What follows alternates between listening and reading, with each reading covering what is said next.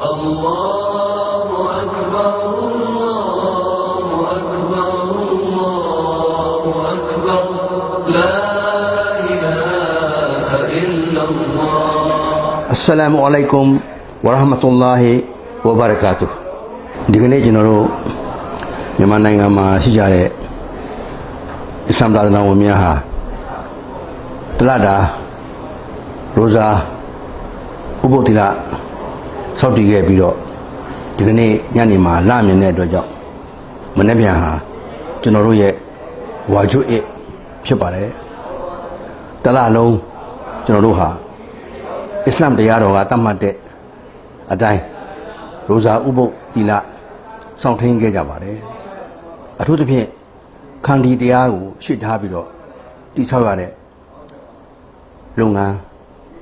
စဉ်ဖြစ်ပါတယ်တလလုံးမှာကျွန်တော်အားလုံးဟာအေးအေးဆေးဆေးတည်တည်ငြိမ်ငြိမ်နဲ့ဥပုသ်သီလများစောင့်တည်နိုင်ခဲ့တဲ့အတွက်ကြောင့်အထူးသဖြင့်အလ္လာဟ်အရှင်မြတ်အားကျွန်တော်တို့ကျေးဇူးတင်ရှိပါတယ်ဒီလိုအခြေအနေမှာကျွန်တော်တို့ပေးကြတဲ့ message ကတော့ဖြစ်ရင်မြန်မာနိုင်ငံမှာရှိတဲ့တိုင်းရင်းသားနိုင်ငံသားအစ္စလာမ်သာသနာဝင်များဟာမိမိတို့ရဲ့ယုံကြည်ကိုးကွယ်ရာဘာသာရဲ့ထုံးတမ်းစဉ်လာများအတိုင်းကျင့်ဝတ်မပြတ်ဥပုသ်သီလ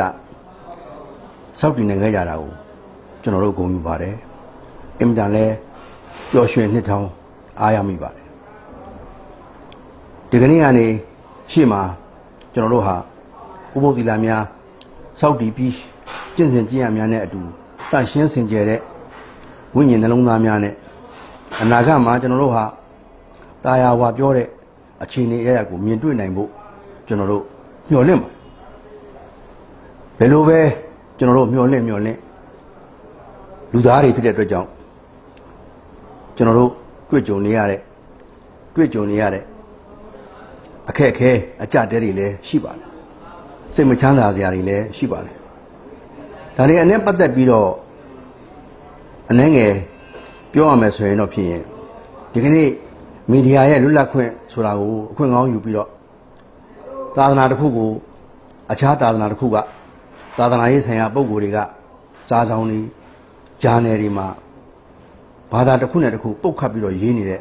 hate speech တွေကတော့ဖြစ်ရင်ရန်နာသွားခြင်းမရှိသေးဘူးအထူးသဖြင့်အစ္စလာမ်သာသနာကိုဥတည်ပြီးတော့ဘာမှအခြေအမြစ်မရှိတဲ့ဘာမှအထောက်အထားခိုင်လုံမှုမရှိတဲ့တမင်တက်ဖန်တီးပြီးတော့ရေးသားနေတဲ့အရေးသားများဟာပို၍အတင့်ရဲလာပြီးဒီလိုရေးသားချက်တွေကိုလည်းပဲအရေးယူတဲ့ယူတိုင်းရဲ့သားနဲ့အရေးမယူဘဲနဲ့လက်လူရှုထားတဲ့သဘောမျိုးလို့ကျွန်တော်တို့တွေ့ရတာနိုင်ငံသားတယောက်အနေနဲ့အင်မတန်မှစိတ်ဆင်းရဲရပါတယ်ကျွန်တော်တို့ဟာ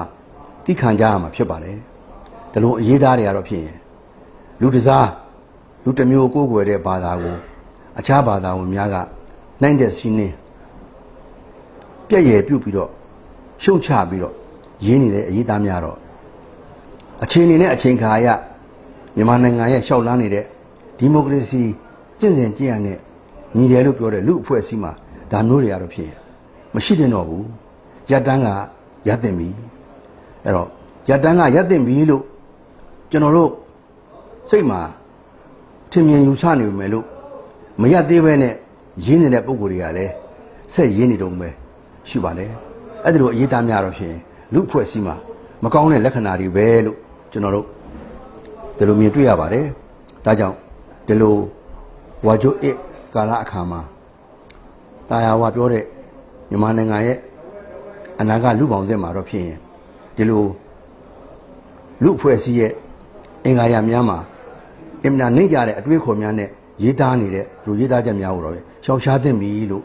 ကျွန်တော်တင်ပြရင်ကျွန်တော်ရဲ့တင်ပြချက်ကိုဒီကုန်းချုပ်ပါတယ်ခင်ဗျာ